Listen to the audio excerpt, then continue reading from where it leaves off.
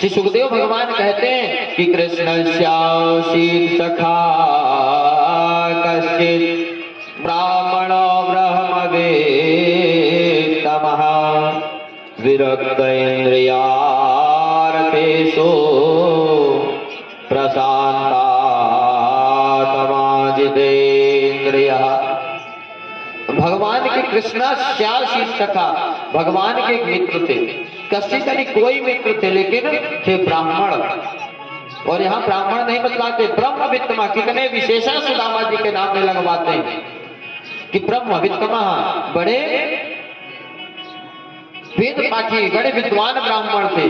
और कैसे थे? विरक्त इंद्रियार्थेषु, वे अपनी इंद्रियों से विरक्त थे, इंद्रियों को जीते हुए थे। और प्रशांत आत्मा, हमेशा शांत स्वभाव के रहने वाले थे। जितेंद्रियः, अपने इंद्रियों पर काबू पाए हुए थे। लेकिन यहां पर प्रशांत आत्मा कहते हैं, तो शांत किसका नाम है? शांत भगवान का नाम है, और प्रशांत एक भक्त का नाम है। इनका विवाह हुआ, लेकिन इनका जो विवाह हुआ वो सुशीला नाम की कन्या के साथ हुआ। सुदामा जी में तो इतने विशेषण लगाए गए, लेकिन जब इनकी पत्नी का नाम आया तब क्या बतलाते हैं कि पतिव्रता पतिम प्राह म्लायते वदनेन सा। अपने पति से प्रेम करने वाली बड़ी पतिव्रता थी। और आगे कहते दरिद्रा शील मानसा वेद मानाभिगम्यता। यहाँ पर कहते सुशीला दरिद्र थी। यहाँ सुशीला को दरिद्र बतलाते हैं। सुशीला को दरिद्र क्यों बतलाते हैं? क्योंकि सुशीला के पास तो सब कुछ था, लेकिन संतोष नहीं था। गोधन गज धन बाज धन और रतन धन खान, जब आवे संतोष धन सब धन धूरी समान। जब तक हमारे मन में संतुष्टता नहीं है तब तक इस संसार में कुछ भी नहीं है। आज दरिद्र क्यों कहते हैं? क्योंकि आज सुशीला के घर में कई ऐसे दिन हुआ करते थे कि सुशीला के घर में चूल्हा नहीं जलता था। और सुदामा जी का एक नियम था, यदि हम भिक्षा लेने के लिए 5 घर में गए हैं, यदि 5 घर में भिक्षा नहीं मिली तो सुदामा जी 6वें घर में नहीं जाते थे। कई ऐसे दिन थे कि सुदामा जी के घर में चूल्हा नहीं जला, प्रसाद नहीं बना, छोटे छोटे अबोध बालक थे। आज बालकों के लिए सुशीला एक से दूसरे घर में जाती। अब यदि बालकों का पेट पालने के लिए, उधर भरने के लिए कोई धन की याचना करे तो क्या उसे दरिद्र कहना चाहिए? यहां पर जब सुदामा जी खाली हाथ आते हैं और छोटे छोटे अबोध बालक हैं, तब क्या कहते हैं कि मां हमें भूख लगी है। सुशीला क्या कहती है कि बेटा अभी तुम्हारे पिताजी आते होंगे। और जब पिताजी आए तब पिताजी से कहते बेटा हमें भूख लगी है। पुत्र कहते कि पिताजी हमें भूख लगी है। तब सुदामा जी क्या कहते हैं कि बेटा भगवान का नाम लो। अब क्या भगवान का नाम लेने से भूख मिट सकती है क्या? क्यों ऐसा कहते सुदामा जी? क्योंकि जब व्यक्ति भगवान का नाम लेने लगता है तो उसे नींद आ जाती है। जिसे नींद ना आती हो तो भगवान का नाम सबसे अच्छी नींद की दवाई है। जैसे नींद नहीं आती रात में, आप लेट जाइए और राम राम राम राम राम राम करते रहिए तो आपको तुरंत नींद आ जाएगी। और यदि बच्चों को नींद ना आती हो तो वहीं एक किताब रख के पढ़ने लग जाए, तुरंत नींद आ जाती है। पुनः प्रातः काल होता, सुदामा जी महाराज भिक्षा के लिए निकल जाते। पुनः माता से कहते हैं माता में भूख लगी है। फिर से सुशीला कहती है, सुशीला फिर कहती है कि बेटा पिताजी आते होंगे, कुछ जरूर लेकर के आएंगे।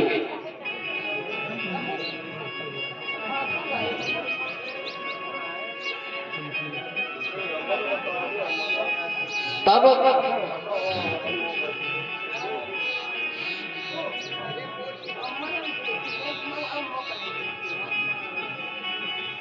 सुदामा जी आते, वह बालक कहते पिताजी हमें भूख लगी है। सुदामा जी फिर कहते बेटा भगवान का नाम लो।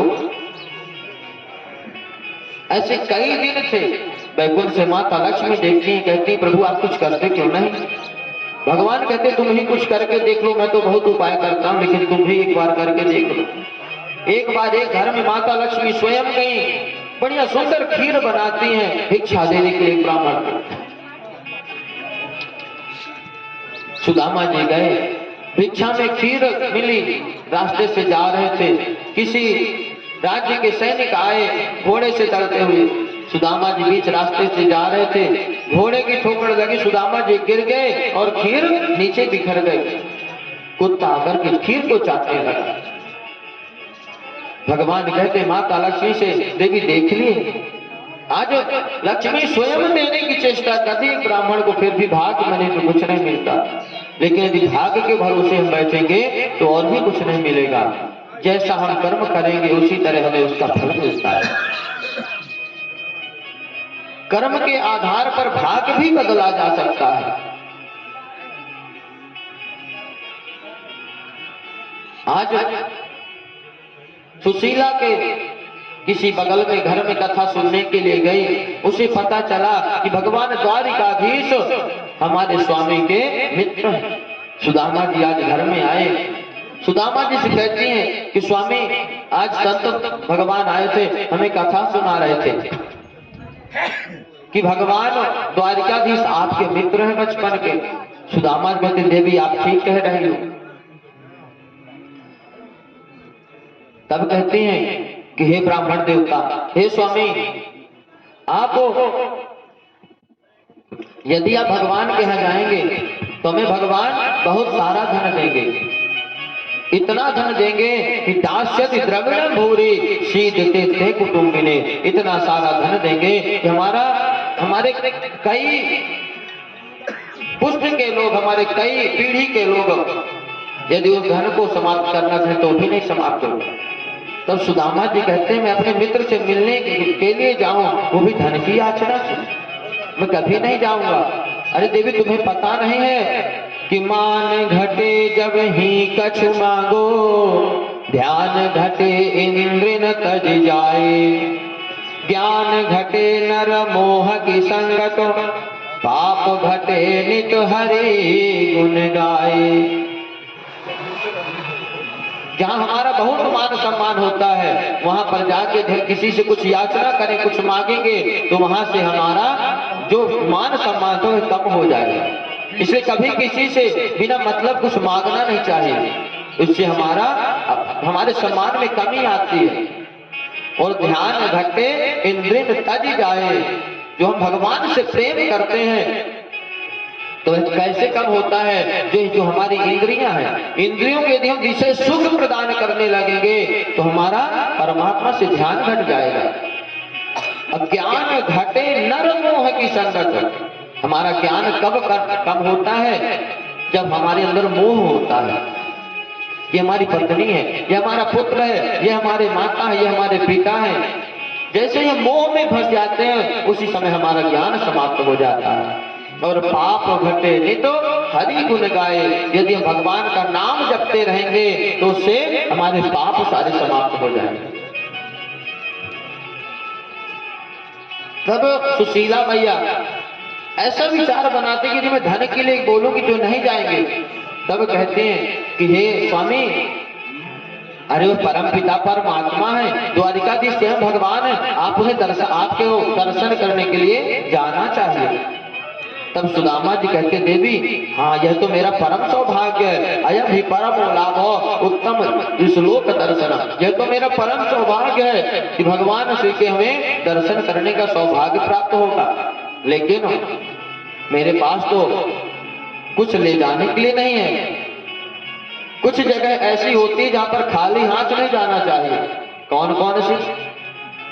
राजा के यहाँ में खाली हाथ नहीं जाना चाहिए, कुछ न कुछ लेकर के जाना चाहिए।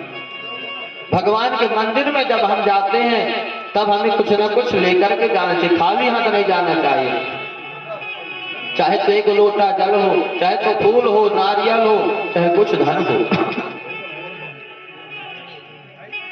फिर जब भगवान की जहाँ कथा होती है वहां भी हमें खाली हाथ नहीं जाना चाहिए, अपने गुरु के यहाँ खाली हाथ नहीं जाना चाहिए। तब सुशीला कहती है कि स्वामी आप तो जाने के लिए तैयार होइए, इसकी व्यवस्था मैं करती हूँ। सुशीला पड़ोस में गई, याच इत्वा चतुरो मुष्टीन विप्रान पृथक तंडुलान। आज सुशीला पड़ोस में गई, 4 घरों में गई, 4 घरों से एक एक मुट्ठी चावल लेकर के आई। विप्रान ब्राह्मणों के घर में जाती और चैल खंडे न तान बद्वा भरते प्रादादु कायनम, एक फटे पुराने कपड़े में लपेट करके सुदामा जी को देती। यहाँ पर एक प्रश्न उठता है कि सुशीला मैया 4 घरों में एक एक मुट्ठी चावल लेने के लिए क्यों गई? क्यों 4 मुट्ठी चावल एक घर में सुशीला को कोई नहीं देता? सुशीला मैया इसलिए 4 घरों का चावल लेकर के आई कि भगवान को कुछ संदेशा देने की आवश्यकता नहीं पड़ेगी, क्योंकि 4 घर से भी हम चावल लेकर के आएंगे वह 4 प्रकार के होंगे और बिना संदेशा बताए भगवान हमारी गरीबी को समझ लेंगे कि धन्य सुदामा देव ब्राह्मण, तुम्हारे घर में एक मुट्ठी चावल नहीं है। आज सुशीला मैया चावल देती है और चावल के माध्यम से एक संदेशा देती है भगवान को। कौन सा?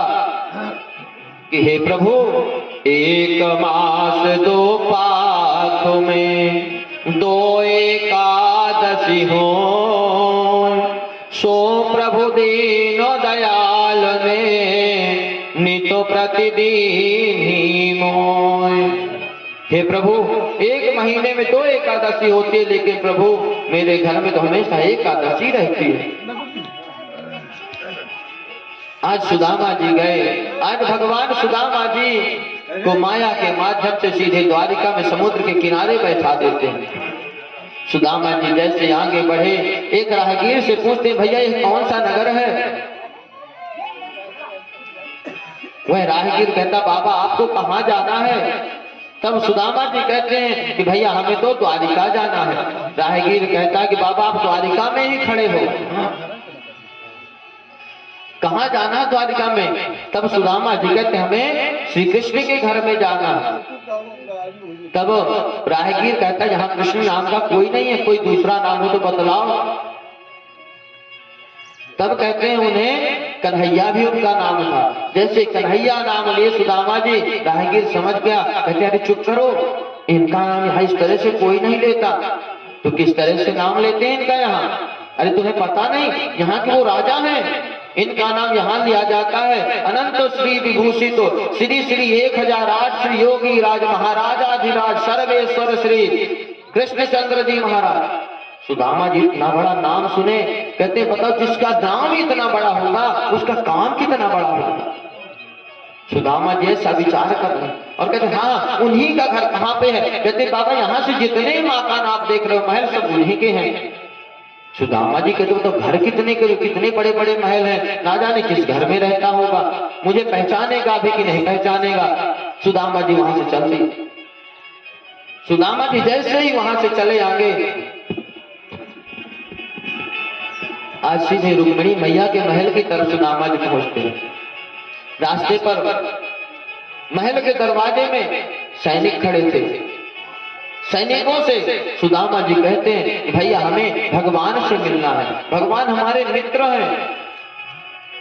सैनिक मन में विचार बनाते हैं कि बताओ इस फटे पुराने कपड़े पहने वाले ब्राह्मण के मित्र भगवान द्वारिकाधीश हैं, हमें तो मुश्किल बात लग रही है, लेकिन फिर भी आप कहते हो तो ब्राह्मण देवता आप इस आसन को स्वीकार करिए, आप यहाँ पर बैठो, हम भगवान से पूछ करके आते हैं कि प्रभु एक सुदामा नाम के ब्राह्मण है, आपके दर्शन के अभिलाषी हैं। लेकिन आजकल के कथा सुनाने वाले क्या सुनाते हैं कि ब्राह्मण सुदामा गए भगवान के यहाँ और सैनिक धक्का मार करके भगा दिए। अरे राम राम, भगवान के यहाँ कितने ब्राह्मण गए, क्या किसी को कोई सैनिक भगाया है क्या? भगवान के यहाँ ब्राह्मणों के लिए कभी कोई भी रोक टोक नहीं थी। ब्राह्मण भगवान के अंतःपुर तक जा सकते थे। सुदामा जी को बढ़िया सुंदर आसन पर बैठाए और द्वारपाल जाकर के भगवान से बतलाता है कि प्रभु शीश पगाना झगा कन पे। प्रभु एक ब्राह्मण आया है, उसके सिर पर उसके शरीर पर कपड़े नहीं, सिर पर टोपी नहीं, पैर में खड़ाऊ नहीं, प्रभु फटे पुराने कपड़े पहना और आपको अपना मित्र बताता और अपना नाम सुदामा कहता है। जैसे ही भगवान सुदामा नाम सुने भगवान अपने सिंहासन से उठ करके खड़े हो गए। और भगवान जब सिंहासन से उठ करके खड़े हुए और कहते हैं हाय सुदामा, इतने दिनों के बाद आए। भगवान उठ करके भागने लगे। आज भगवान को खड़ाऊ पहनने की याद नहीं आज मित्र के सामने। आज भगवान जब रास्ते से चल रहे हैं कि हाय सुदामा कितने दिनों के बाद आए हो। आज रास्ते में जो भी भगवान की ऐसी हालत देखता है वह भी भगवान के पीछे पीछे दौड़ने लग जाता है। आज रास्ते में भगवान का पीतांबर गिर गया, बाल बिखर गए, भगवान का सारा श्रृंगार अस्त व्यस्त हो गया। और इधर सुदामा जी दरवाजे पर बैठे हुए विचार बना रहे हैं कि काफी देर हो गई, द्वारपाल आया नहीं, भगवान आए नहीं, भगवान क्या मुझे पहचानने से इंकार कर दी, पहचाने नहीं। सुदामा जी अपने घर की राह ले लेते, घर की ओर चल देते। आज भगवान हाय सुदामा करते हुए रास्ते से जा रहे थे, द्वारिका के रास्ते। जैसे सुदामा जी की तरफ भगवान देखे, कहते हाय सुदामा। सुदामा जी पीछे पलट करके देखे, भगवान का दर्शन किए।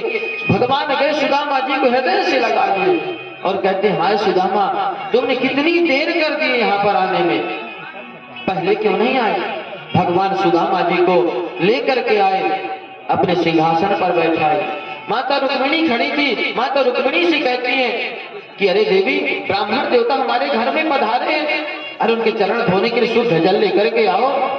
रुक्मिणी मैया विचार करती हैं कि शुद्ध जल भगवान लगा रहे, शुद्ध जल कौन सा है, क्या गंगा जल शुद्ध होता है। गंगा जल शुद्ध नहीं हो सकता, क्योंकि आज भगवान को ब्राह्मण देवता के चरण धोना है और गंगा मैया तो स्वयं भगवान के चरणों से निकली है।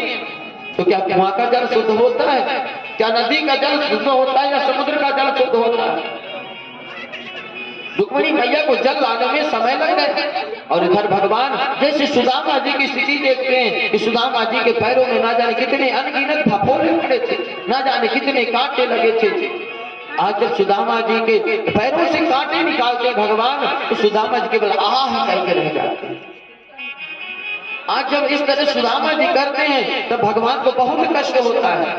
आज जब भगवान को इतना कष्ट हुआ कि आज भगवान सुदामा जी के चरणों की तरफ देख करके भगवान के आंखों से अश्रुधारा बहने लगी।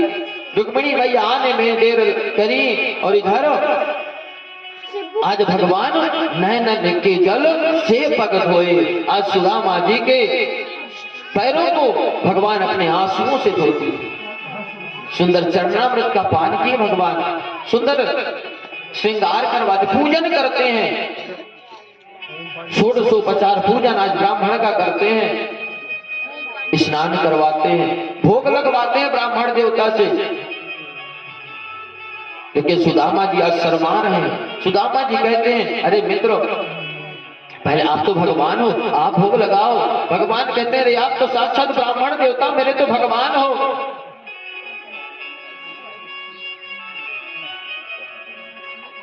आज कहते हैं मैं तो आज ब्राह्मण देवता को क्षीर प्रसाद पाऊंगा। सुदामा जी कहते नहीं प्रभु, ऐसा मत करिए, आप तो भगवान हैं। सुदामा जी कहते हैं, जब इस प्रकार सुदामा जी बोलते भगवान कहते हैं कि हे ब्राह्मण देवता, आज मैं जो कुछ भी हूं सब आपकी ही कृपा से है।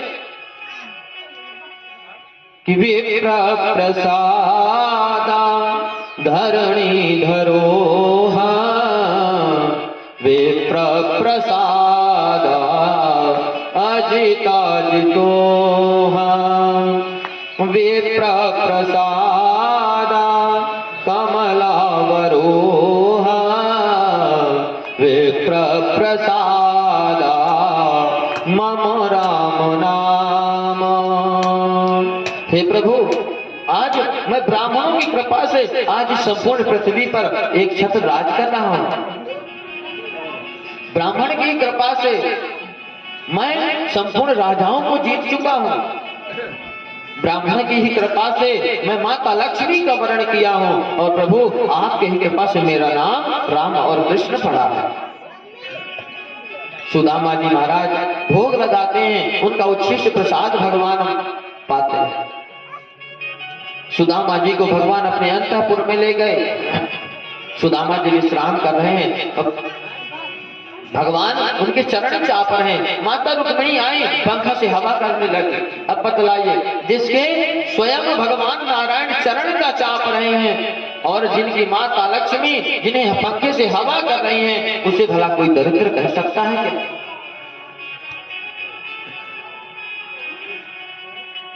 आज भगवान कहते हैं, मित्र तुम बचपन में ब्रह्मचारी की बात किया करते थे, बाबा बनने की बात किया करते थे, मित्र विवाह किए कि नहीं?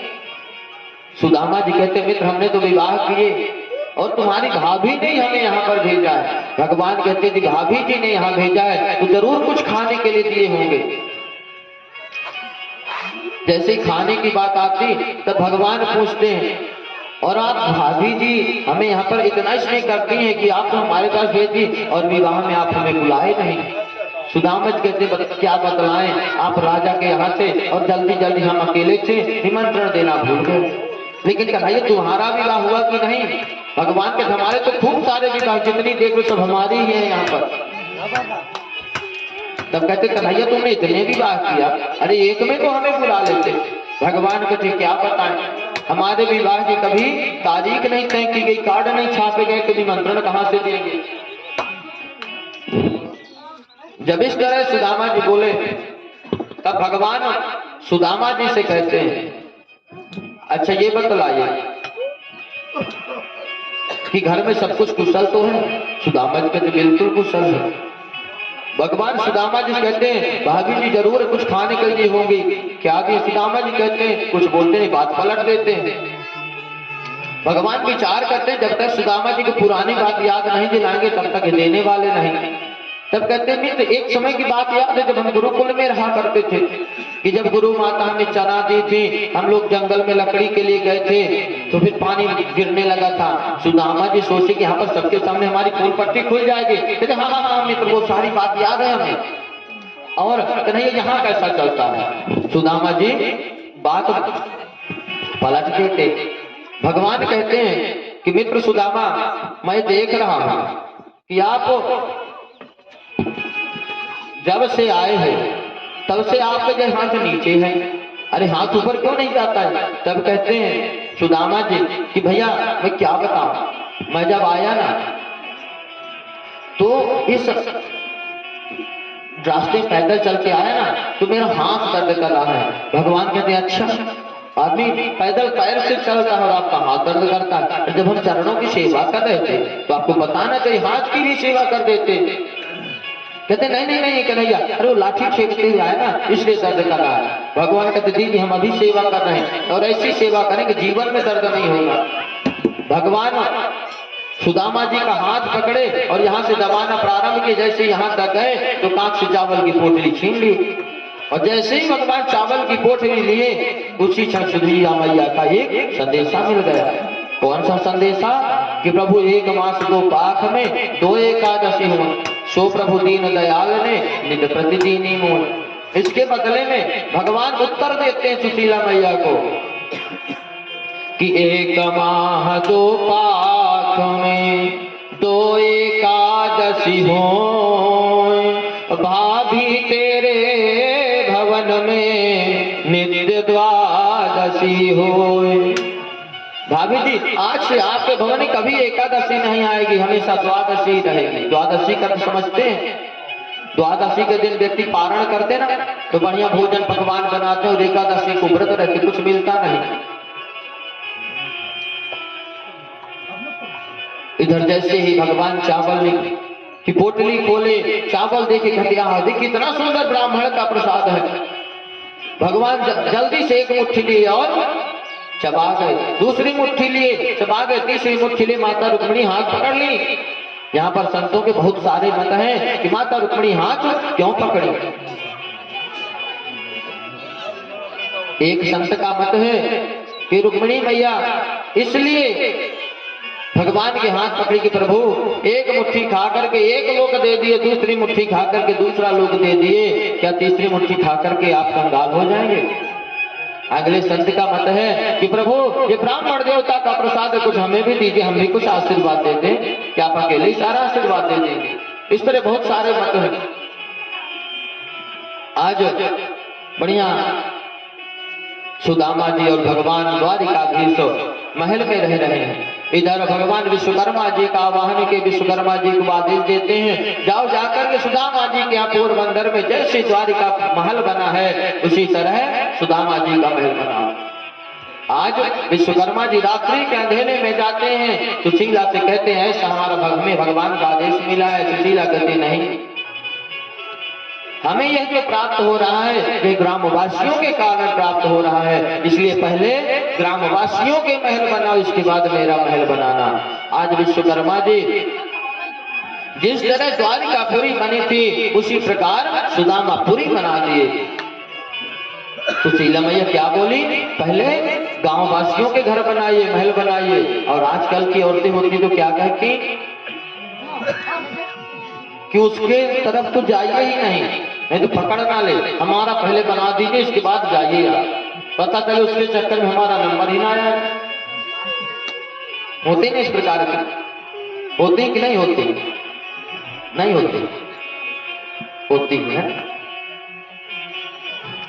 कुछ समय तक सुदामा जी द्वारिका में वास किए और वहां भगवान से कहते प्रभु अब हमें आए हुए काफी समय हो गया, अब हमें चलना चाहिए। इस तरह आज सुदामा जी भगवान के चरणों में प्रणाम करते हैं। आज सुदामा जी के हाथ में कुछ नहीं है, फिर भी कहते हैं प्रभु पत्रम पुष्पम फलम तोयम यो में भक्त्या प्रयच्छति तदहम भक्ति उपरत मन मस्नामि प्रयतात्मनः। यहाँ पर पत्रम पुष्पम फलम तोयम, हम जिसके पास कहीं जाए ना, यदि जो हमसे सम्मानित व्यक्ति है, जैसे मंदिर जाए, कथा में जाए, भगवान के पास जाए, गुरु जी के पास जाए, तो पत्र लेकर जाए, पुष्प लेकर के जाएं, फल लेकर के, तोयम माने जल।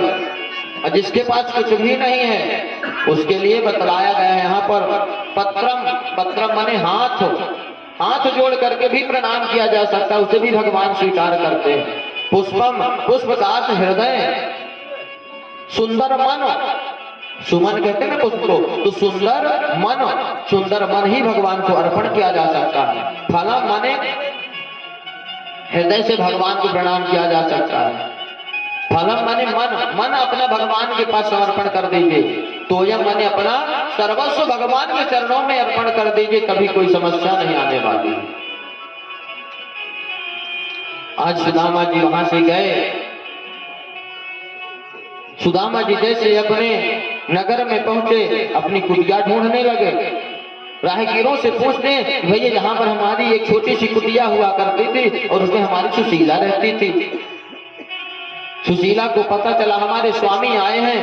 सुशीला मैया हाथ में बढ़िया सोने की थाली सजाए हुए, राजसी श्रृंगार किए हुए आज सुदामा जी की आरती उतारने के लिए आई। सुदामा जी एक किनारे खड़े हो गए रास्ते से, कोई महारानी भगवान का पूजन करने के लिए जा रही है। सुशीला आकर के सुदामा जी की आरती उतारने लगे। छोटे छोटे बच्चे राजसी वस्त्र धारण के आए, पिताजी पिताजी कह के चिल्लाने लगे। आरती उतारी, सुदामा जी को अंदर लेकर के जा रहे। सुदामा जी आज महल के अंदर नहीं जा रहे। सुदामा जी कहते मुझे अपनी झोपड़ी में रहना है, महल में नहीं जाना। रात्रि में भगवान आते हैं, दर्शन देते हैं, कहते हैं मित्र सुदामा मेरी ही कृपा से यह महल बना है, आप इसमें रहिए और मेरा चिंतन करिए, स्मरण करिए, आपको कभी अभिमान नहीं आएगा।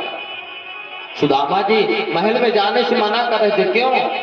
हम जितने बड़े महल में जाएंगे उतना हमारे अंदर अभिमान जागता है, अहंकार आता है। इसलिए सुदामा जी कहते हैं यदि हम झोपड़ी में रहेंगे, भगवान का भजन करेंगे तो हमारे अंदर अभिमान नहीं आएगा, अहंकार नहीं आएगा।